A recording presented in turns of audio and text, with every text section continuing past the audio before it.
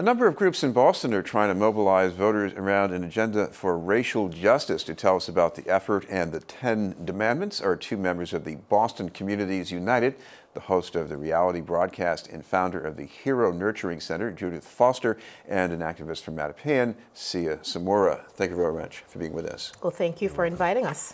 First, I'm going to start with Judith. Talk about some of the groups that are getting behind this agenda. It's a diverse group. You have the Boston Economic Justice group. You have the professors that are not with any particular group. You have several professors, Cuff Ferguson and Mamleo. Which represents the African American law enforcement officer, another people of color who are law enforcement officers. Yes, Mamleo. Mm-hmm. Right. And turning to Sieh Samura, what about the things that you're really concerned about in these Demandments? Talk about a little bit of those areas. Well, I was excited to join the group because they've taken on these Demandments, and I think a big driver for them is the need for the city to address institutional racism. And so a lot of these groups actually came together to stress this to local elected leaders and going forward, just to make sure that we are addressing institutional racism and not just doing talks about it and so on. So all these groups coming together is really exciting for me. And what I focus on, and what brought me, is trying to address the institutional racism here. We feel like politicians have ignored these issues, and so we're finding a lot of groups finding they have the similar issues at the core of what they've been fighting for. Well, a couple of the demands are very clear about calling for more people of color in teaching positions on the police and fire department. So talk about why it's so important to put that on a list of demandments to be talked about. Well, we're really looking for equity in the economic space, right? The social justice space, and education as well. It's really across the board there, and so everyone brings a different focus and comes from a different area, but Boston Communities United is unique because it's a coalition of these groups trying to address these issues across the board in each of our institutions. Sure. To talk about why it's important to just even hear about the issue of how many people of color are among the teachers in the Boston public schools. It's important because Boston is a majority minority city, and the numbers bear that out. And it's important for the psychological well-being and emotional well-being and spiritual well-being of our children, if not even our teachers, to reflect the student body to a large demographic. And so, again, our demands closely align with the American Federation of Teachers report that was just released not too long ago, where they broke it up into 3 sections, which are 10 Demandments closely aligned, where their aspirations for equity in education closely aligns to what we've been saying, and their aspirations for equity in economics closely aligned to what we've been saying about the inequities all across the board. And again, we don't have to revisit the numbers. We know what those numbers are. And thirdly, our aspiration for equity in criminal justice. And that speaks for itself because we see what's going on. It's blatant. We don't have to explain it any longer. And there are studies to corroborate that this has a traumatic effect, if not long-lasting, and generational effect on us. And so this not only affects the communities that we're referring to, but our economy and our nation at large. And so we all should be concerned. This is BNN News, and we're talking with Judith Foster and Sieh Samura from Boston Communities United. Sieh, what about the concern over violence that this is addressed in one of the Demandments? Even if overall violence isn't up, gun violence certainly is up, and some neighborhoods are bearing the brunt of the increase in homicides. So how does your group want to see that addressed? So there are specific policies that can be changed. Policies that are effectively racist and that hurt the community and that make the relationship with the police worse. So we want to see these policies change so we can have a better relationship with police and a happier community. Absolutely. We support community policing. Exactly. And so these things are common sense. It's just about not ignoring racism and about implementing policies and taking action on those things, and no longer just talking about them or ignoring them. That's really what it's about. We have 3 specific things that would speak to that. Support community policing, as I said, and the programs that put military weapons in the hands of local police, and we can go into that, and all the equipment that goes with that. Also, advocate for cultural competency training for police to encourage a better understanding between those members of the communities in which they serve. Those are just common sense solutions to the problems that we know are systemic, yes? And I dare say again that I say on my reality broadcast, I'm 51 years old. My mother, 80 years old, had to face these same issues. And I think that it's time that we follow these reports and we set some of the action plans in place because we know that they work. Talk about things that have happened recently that might tell you that we need to do more about cultural competence or sensitivity, let's say, among police officers. I mean, I'm sure some of them are fine, but I guess we had one officer early this year who got in some trouble over that.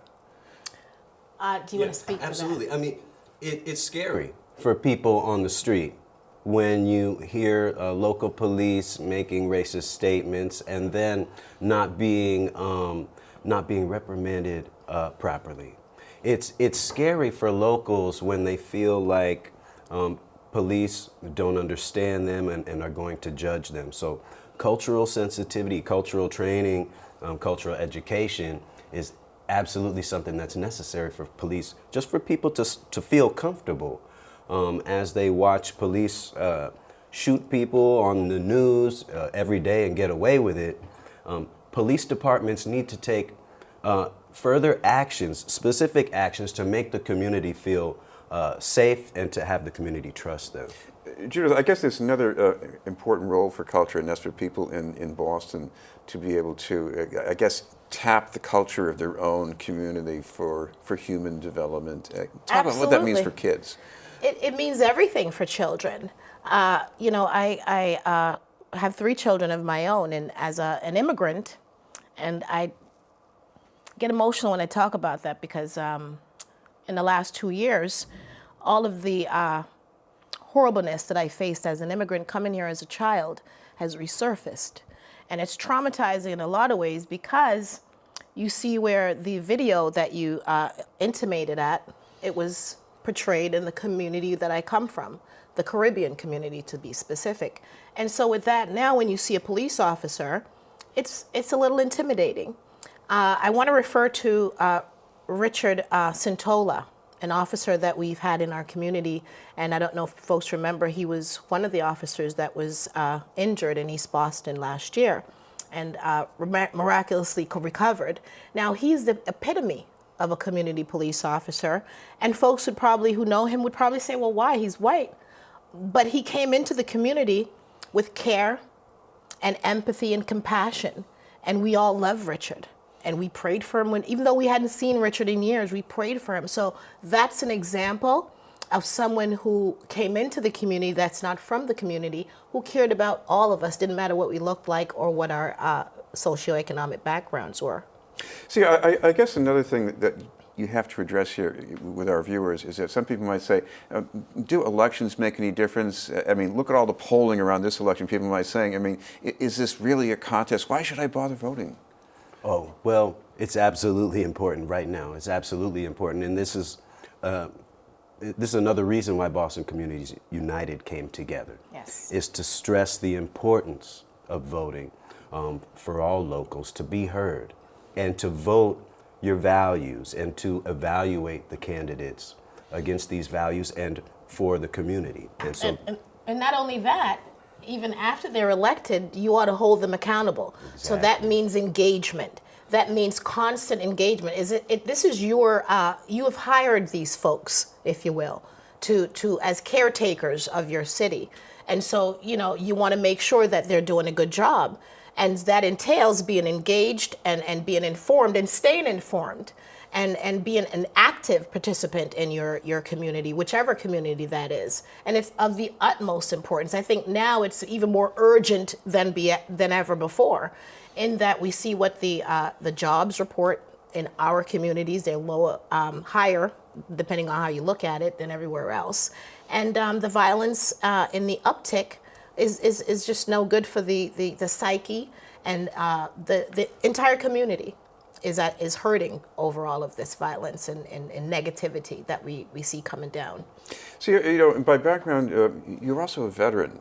That's You've right. been in Iraq. I mean, how does that affect your take on things here? What's going on? Exactly. Well, thank you for that. So yes, I'm a veteran of the Iraq War. I was in Iraq for about a year. I was a truck driver. I was in the Guard, Massachusetts Army National Guard. And so returning is difficult for veterans because they're consumed with their warrior life and then they return to civilian life. And any warriors that are returning now are forced to return to a civilian life that includes seeing police get away with what looks like murder on the TV, and many other police abuses, and what looks like people not taking the policies to correct those. So for returning warriors to see this happening is very upsetting. To see police behaving that way when we know as soldiers that's not the way you behave with firearms. We're not confused about that in the Army, so it's very frustrating to see what's happening in the news, and that's why you find people like me coming out. But now you're also working with people like Judith from Absolutely. other walks of life and other agendas. What's that been like for you? Well, it's been great. It's been great, and actually we work on a radio show together, The Reality, and we're able to explore more of those issues there, so it's been good. And Judith, we should mention if people want to see more information about the Demandments, you've got some places online where they can check that out. Yes, that's Absolutely. the BostonCommunitiesUnited.com. You go on there, there's a petition online that people can sign, BostonCommunitiesUnited.com. And we should also mention, Judith, a couple of dates. One is today. Tonight's the last day to register to vote if you're not registered yet. So please, folks, if you've not registered to vote, please go out and do it. Tonight is the last. I think you have up until the end of the night to register and vote. Go online, and on BostonCommunitiesUnited.com, there's a link that if you're not registered, you can click that link, and you can register right there on our website to go just do it and vote, participate, folks. And if you don't know anything about the candidates, just call, email us. We'll give you the information at communitiesunited.com. Thank you both very much. Judith Foster and Sieh Samura from Boston Communities United. Thank you, Chris, for having us. Thanks.